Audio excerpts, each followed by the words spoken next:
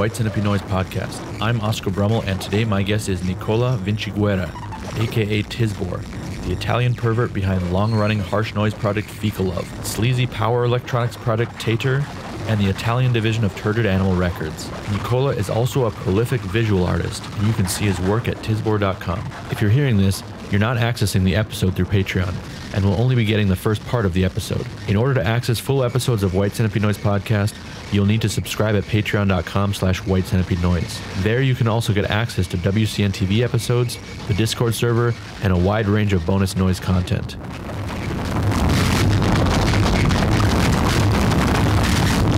Hello, Nicola. Ciao.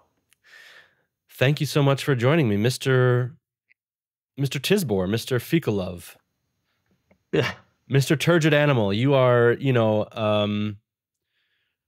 quite infamous, I would say. For people who kind of got into noise, have been involved in noise in the era that I was, kind of like late 2000s, Tronics board kind of era. You are an institution of this scene.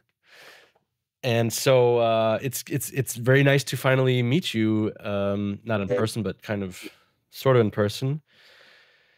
Almost.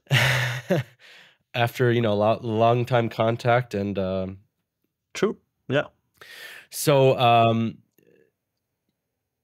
you're, like I said, your project Fekalove, Tater, you ran Turgid Animal. We're going to talk about all of that stuff and much more. You're a very prolific visual artist as well, and you kind of have made your imprint on the noise scene as well, and in terms of album covers, like you've been. Yeah, I did a lot of them. Yeah. You did a lot of them. My drawings almost all end up on some cover of some kind. Exactly. Yeah. So the center of your work seems to be your cock. It's a great starter, and yes, yeah. My whole life, I guess. My whole life is my cock. Tell me about your cock. Oh, it's a good cock. It's the only cock I have, and I nurture it, and I follow whatever instructions it gives me. I mean, there's your cock, and there's also shit is a big part of it too.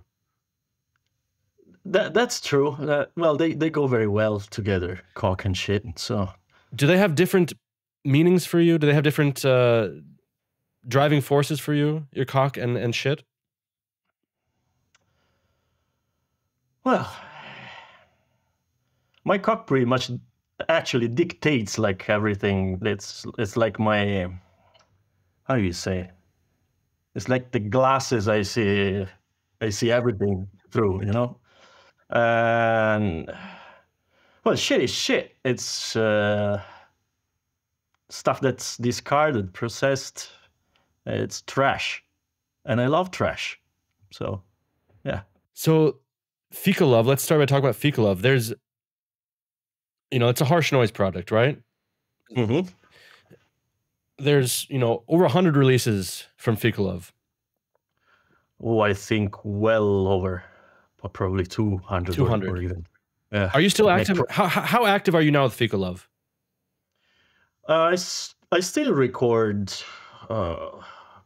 Not daily, but maybe weekly, something that then ends up being Fekalove. So yeah, I have like 2, 3, 4 things that are in the works. I've almost done release my own Fekalove stuff on my own anymore, but if somebody asks me, I say yes, because I'm happy to do it if somebody asks. Of all the releases, like what would you say are 3 that someone who hasn't maybe listened to your work, isn't familiar, should seek out, that you're most proud of, that you think represent your work, and maybe that are like available? I'm sure you've done a lot of things that are very, yeah, that's hard to find, long gone editions, but like 3 releases that you say represent you well, that someone could seek out and with Fekalove, you mean? Yeah, with Fekalove. I'd say both easier to get and pretty good quality, and also like shows pretty much everything that I like to present as Fekalove. would be the one on Crucial Blast, Void, Chaos, and Calm. It's a CD, and it's quite long, but it has lots of variation, and pretty much everything that I all the different kinds of sounds that I used in Fecal Love are there. So probably that's the easiest one to start with. Also, I'd say Great Northern War is another CD, pretty easy to get, probably very cheap. This was on Narcolepsia, right? Narcolepsia and collaboration with Untergeschoss. Yeah. Yep. That's also a good one. It's a bit weirder, maybe. It's right. Yeah. Funky, which I also like. That was your Norway era. Yeah. That was recorded back in Norway. Yeah, I think it's the first ever CD or release at all that I recorded through a really good audio card. Okay. Someone gave to me and was like, yes, fuck. Cool. And then probably one that I released on my own. I should still have some covers, so I can actually give it to people, but it's for free on Bandcamp anyway. It's a tape. Very few of copies actually were distributed. But as I said, it's on Bandcamp, and also, is it on Spotify? What's it called? It's called, I forgot the name of my own release, but Overwhelming Last.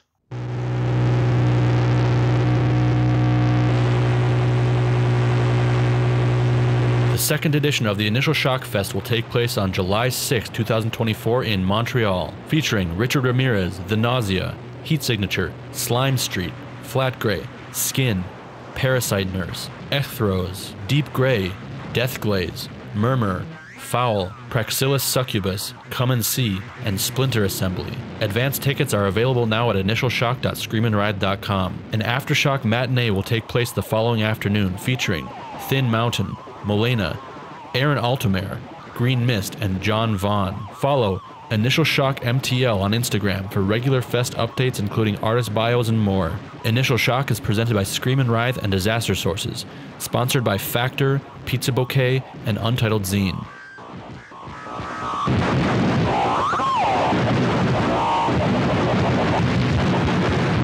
There are 4 new CDs out next month on White Centipede Noise from Jim Haynes, Primitive Isolation Tactics, Trerix Rosette, and the Rita. Find them soon at a distributor near you, or you can receive them as a gift free in the mail when you subscribe to the Patreon at the Premium Plus level by the time they're released. How has Fecal Love progressed over the years, and when did it start?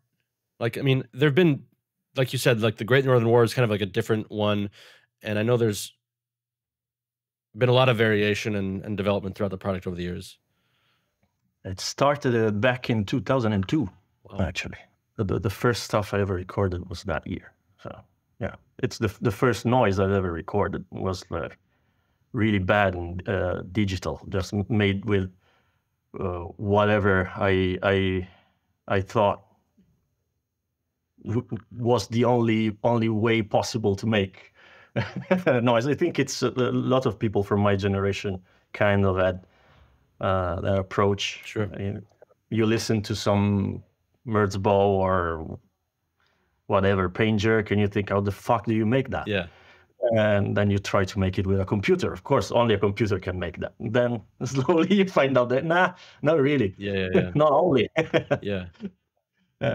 And so, yeah, I never stopped. So it's been more than 20 years. So, of course, it changed a lot.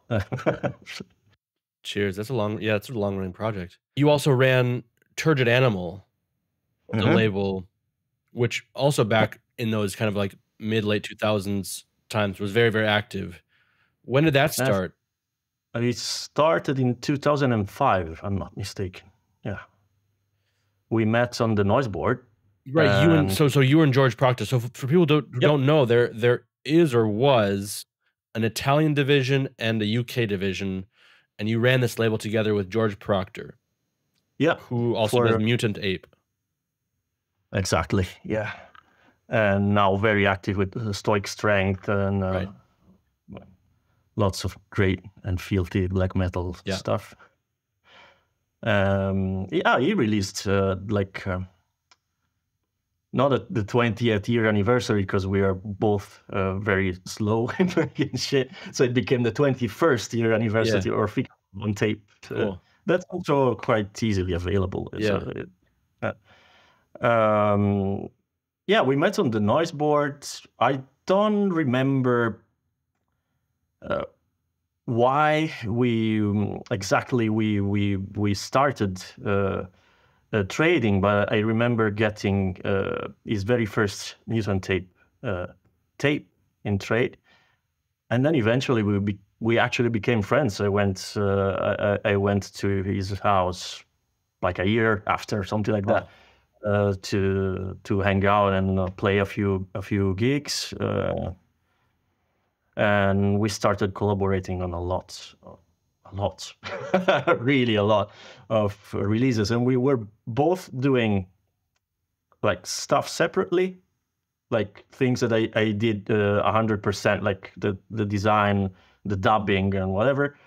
I also think things that we made together. So maybe I made the artwork for something that he physically made, or vice versa, and so on and so on. So it was very confusing, and we ended up having like 600 something releases. Like that. And it never actually died. So when I release something on my own, it's still Turgid Animal. So Italian Division. Do you still say Italian Division? Yeah, because it's funny. It became Viking Division while I was in Norway. Right. Right. Yeah. I remember that. So like, I can't remember. Were you always doing like independent releases or batches, and then just kind of like putting them under the same name, or were you releasing kind of batches together and making them available from both of you? It was completely chaotic. Sometimes it was we did batches completely separately, probably without even knowing about it. And I didn't know what I was doing, and vice versa. Yeah. It was way faster than me back then, so in doing stuff. And sometimes we, especially with things that maybe needed a bit more attention because we were maybe making up a few more copies than we were used to, or something like that, or something we were really proud of. We collaborated and released it in unison. Right. Let's say. What made you want to do a label together? Because I mean, that's something rare, even now, like, well, even within people like living in the same city. Like, I always am curious when I interview people to tell me about how they run a label together, because that's a challenge. I mean, one person taking over all the responsibilities kind of makes things easier in some way, because you can just do it. When you have another person involved, then sometimes that works really smoothly, but sometimes it can also make things, like you say, more confusing or whatever. What made you decide to do that like that? I have no idea, and I think that also George doesn't. We just I remember just a few email exchanges. Hey, why are we releasing like stuff on our own and not on a label? Let's make a label. That's it. Pretty much that's it. So yeah, no real reason. Probably just having fun with our own shit. Yeah. So doing the artwork at the like noise releases from this era, the Turgid Animal stuff had a lot of your drawings on it. Yep. But also a lot of stuff from the noise scene had your drawings, and you usually use the name Tisbor. Yeah. Right? Affiliated with your artwork. What is the name what does Tisbor mean? That's a fun one, and probably you would be happy where this is going, because it's right back at the start of our discussion.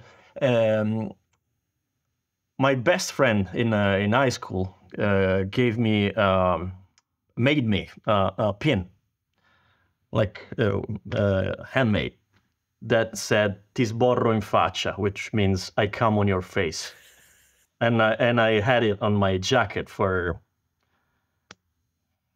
maybe 20 years, something like that. So Tisbor is short for I come on your face. Yeah. Would someone Italian understand that from the name? Yeah. Okay. Yeah, because sborro means come. So it's clear. It's very easy. Okay. Available May 4th, 2024 from Reanimated Miscarriage, Cult 80s and 90s Noisecore reissues, and discography compilations from Gorbage, Minch, Pissed Off Orgasm, Rectal Pus, Stench of Corpse, Suppression, and Ulcerous Phlegm, along with several one-off side projects featuring members of Asssuck, Drop Dead, Meat Shits, and Spaz, and thought to be lost material from 80s punk proto-noisecore pioneers Sea Monkeys. New shirts, a restock of mixtapes, zines, and Deadbeat at Dawn official merchandise, as well as Trauma Team Publishing's premiere release will also be available in limited quantities. The easiest way to secure copies is by joining the mailing list by rating diseaseofthespirit@gmail.com. So tell me about your visual art, because that's, Parallel seems to be also an extremely huge part of your life and your creative output. And I don't know how much, you do outside of the noise scene world that maybe we don't know about, but you're clearly very prolific and very gifted as well. So when did you start doing when did you start doing visual art, and tell me about your visual artwork? I started, as far as I remember, so I was a kid. I think that I started just copying comic books, Marvel and DC stuff, but also all these Italian comic strips like Sturmtruppen, Cattivic. Probably you don't know them, but for almost every Italian they ring a bell. And then trying, to make my own, like with the same characters, stuff like that. So yeah, it's always been pretty much automatic. Every day I at least doodle something. Yeah. I just have to do it, I guess.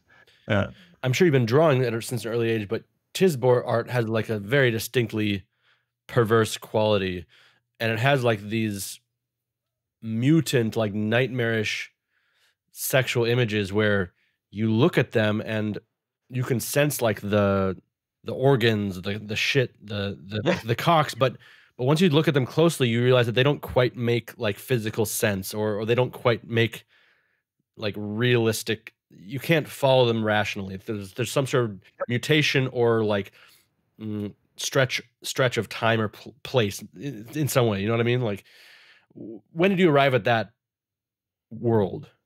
I probably like growing up and following my taste in art and literature. So getting lots of different inputs. One of the few things I'm thankful for being born in Italy is that I'm surrounded by some of my favorite things. So old decrepit churches, old corpses, and ruins and stuff like that. That's a big inspiration, and probably like putting together this old Death and Belmer, Trevor Brown, like more modern stuff, Slocombe, Antoine Bernard, all that stuff turned into that, I guess. And probably something I should show to a psychiatrist or something. But yeah, it's probably a psychophysical representation of something. Yeah, in Ballard terms, something like that, you know. Are they erotic to you? Yeah. yeah, again, I don't, and if something doesn't make my cock at least tingle, then I scratch it. Do you have you shown them in like a wider art context in any way beyond like underground music or underground culture? Have you, you know, No, not really. All the shows all the exhibitions I had were underground, so no big art galleries, no, you know, joint shows with other artists and stuff like that. I'm not really interested in, Yeah. in that. The only thing that would interest me is the money, and that in that world. All the rest seems really right. icky to me. Sure. Does your family know about your drawings and what do they think about them? Yeah, yeah. They're. I guess they're used to it by now. But I remember back when I finished studying in Florence, I went back to my mother's house for a couple of years, and it was pretty heavy drinking period. So I was even more messy than now. So I left like all my drawings all around the place. And at the time, my mother, she still does. She doesn't walk very well. She has problems with her legs and stuff. So she needs help to clean the house. So there was this woman that maybe like once or twice a week was helping us with the chores. And I was too drunk to really help in a meaningful way besides carrying stuff or whatever. I remember once she told me, it's funnier in the dialect from my hometown, but this was like not an elderly woman, but a woman in her 50s. So yeah. She told me I never saw so many dicks, and I said, oh yeah, but they're really well made. Oh, thanks, that's the greatest compliment I ever. So yeah, they know. Going back to Fika Love, tell me about playing live when you do Fika Love. I've heard things and I've seen photos, but I don't know how literal the descriptions are that I've heard. And so tell me about what you do when you play live with Fika Love. Probably very literal. Basically, since 2007, I think it was the tour in the UK actually with George and Bloody Minded. I started this kind of ritual communion with the audience, where I put some very simple like intro on a tape, some disgusting sounds you don't really know what's going on, but you can tell it's sex related, or samples like slightly distorted and stuff like that, some loops. And while this is going on, I start, touching my my dick and going around the audience and caressing them on their face, maybe touching their butt, kissing their heads, or very gently. I always imagined it would get violent reactions, but I almost never did. That's a great disappointment in my career. So you said almost never did. No. But does that mean sometimes you did ever? Kind of, but again, nothing really happened. Like some guys get really stiff, not in the right way, and they maybe threaten to punch me, like, don't touch me, but then they don't do it. I say, yeah, do it. Do you touch them anyway? Do you touch them anyway when they threaten you? I insist even more with these clients, but then nothing ever happens. Usually they just walk away disgusted or embarrassed. Probably, I hope, with a hard one. But when was the last time you did that? Last time that somebody threatened me? No, last time you performed in this way. Probably last year. Yeah, my last gig was last year, so most likely. Yeah. What about the issue of, I don't know, consent or safe spaces, or do you ever warn the audience or give them a chance to get away or anything like this? I mean, fuck that. I don't care. You just do it. You don't care. No, I mean, fuck that shit. It's so boring. I'm old. I don't want to even know about that stuff. If you want to punch me, punch me. What about a girl who feels a certain type of way that you put your dick on her face? Well, my dick is actually in my pants, but she can just tell me go away with her eyes or whatever. I'll go away. Okay. So you're holding strong to this performance style in 2024. Yeah, it's fun to do. So it gives people something to remember. So a show, at least. Yeah. I mean, it is like this. There's this type of performance.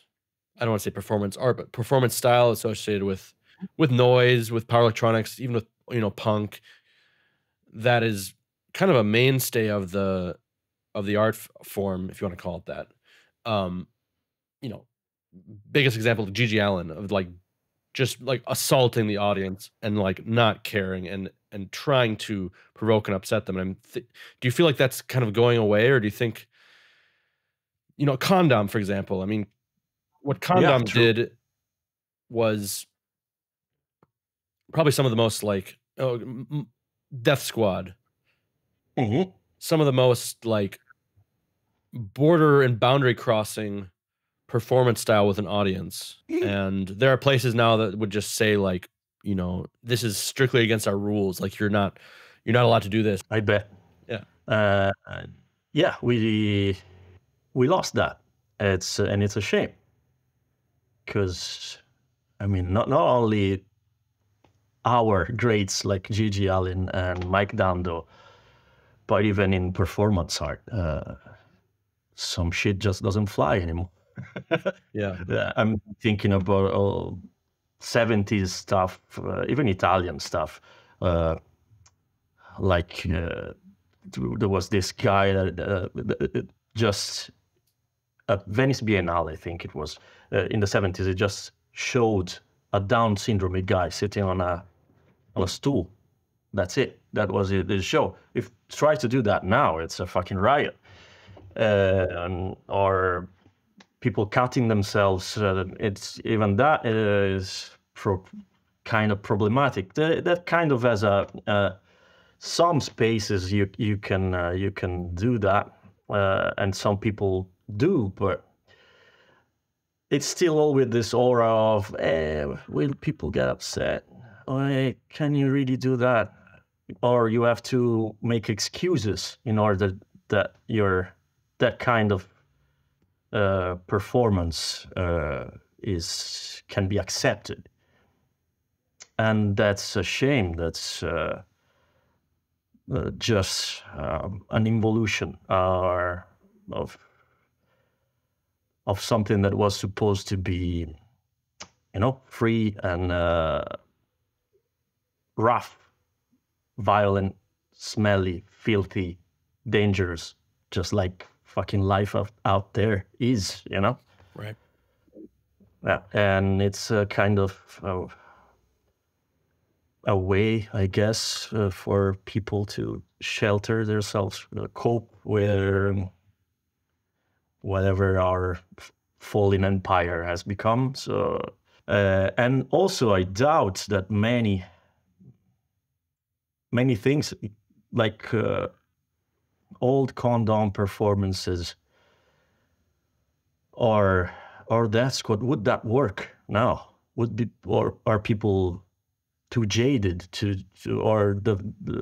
react in any meaningful way, in any honest way? Would they laugh at it? I had MK9 play here in Bologna not so many years ago. It wasn't a physically confrontational performance, but the videos he showed in unison with the sounds were really gut-wrenching. Yeah. And I was really happy about that, because even some people that were absolutely not into noise, that were at the gig, were genuinely upset and moved by that. And I was, yes, fuck, Yeah. it can still work. Yeah. But yeah, then you have to be MK9. Right. Yeah, it's complicated, I guess. What do you enjoy about upsetting people or grossing people out or getting that reaction out of people? Why is that important for you? I guess I like pranks. Is it that simple? I think so. Yeah, my own personal enjoyment. I like to see discomfort. Are there things that make you uncomfortable? Is there anything? Are there things that make you uncomfortable? No, you could wish. imagine happening at a concert or a show or performance or something like that, or on the street, that would make you really uncomfortable. Sometimes I think about it. I'm afraid I still have to find something. I'd love to feel that, but it's more and more difficult, I guess. Yeah. Do you feel like that era of noise is kind of over?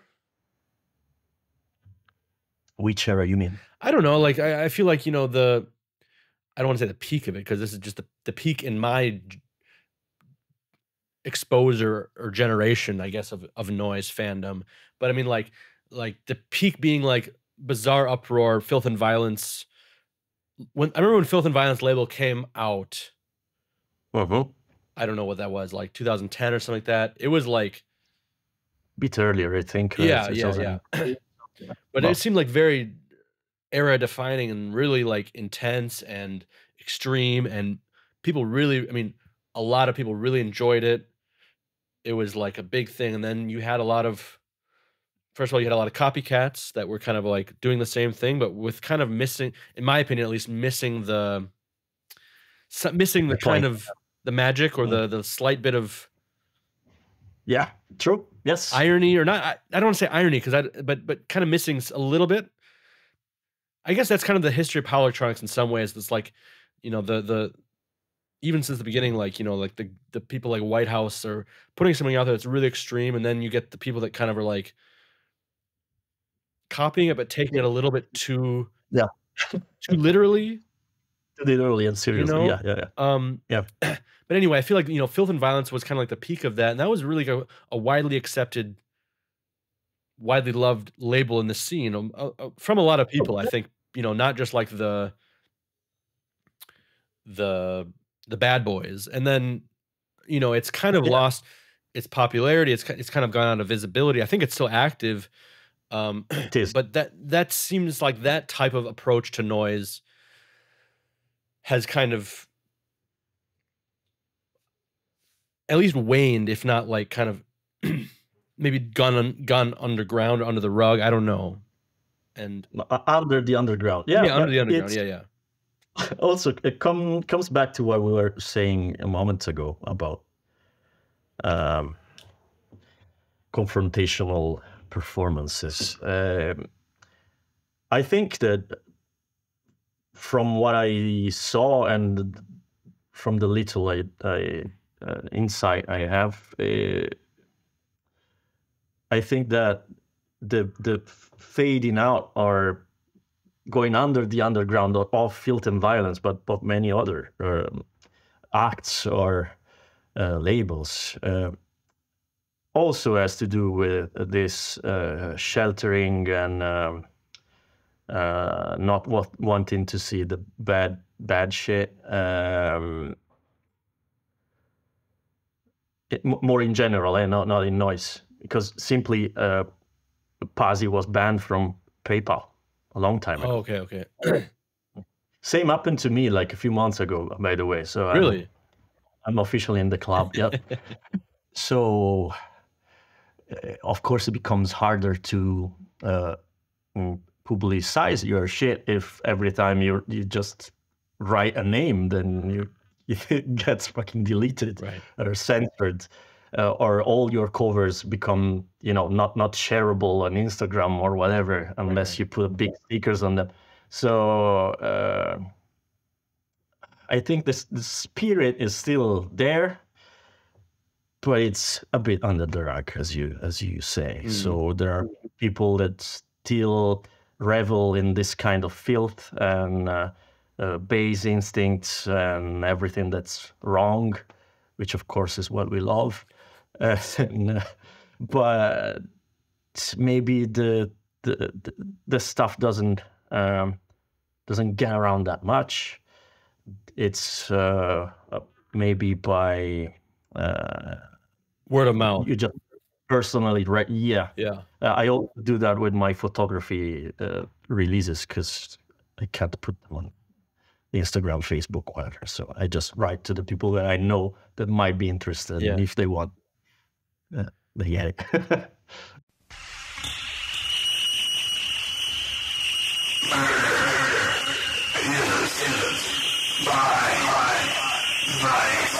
Long before Texas noise icon Keith Brewer dabbled in experimental music, he penned a demented fanzine dedicated to the most depraved films in history. Reanimated Miscarriage is proud to present this 9-issue compilation taken from original materials, spanning over 80 pages of crude film reviews, serial killer biographies, sick collage art, rare early work from the likes of Mike Diana, and writings on Keith's legacy and influence by Joe Romer. This and 9 old-school Noisecore reissues, new shirts, and a restock of mixtapes, zines, and Deadbeat at Dawn official merchandise will also be available in limited quantities. The easiest way to secure copies is by joining the mailing list by writing to diseaseofthespirit@gmail.com.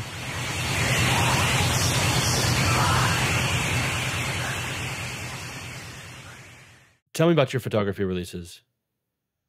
I've been dabbling in photography for since 2005 or 6, something like that. Stopped for a very long time, maybe 10 years.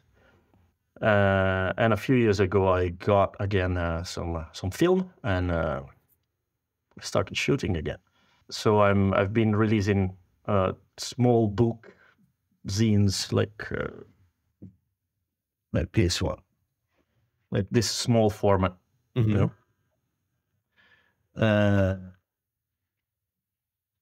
There are collections of pictures of various thematics.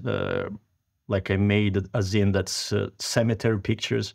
I made this series, Sexual Retard. It's all about fetishization of some body parts or specific paraphilias and whatnot. It's all analog and very, very grimy and filthy. So it's kind of a parallel to my noise output. And did you release that with Narcolepsia? Some of them are the Sexual Retard. I thought Black Blood Press. Yeah, exactly. Last 2 ones were in a collaboration with him, because up to that point I made just 50 copies of each book. Okay. But then Manuel opted in, and we made 100. Yeah. He gets 50, and I get 50. Who are some of your favorite perverts in the noise world? That's a great question. I think the first.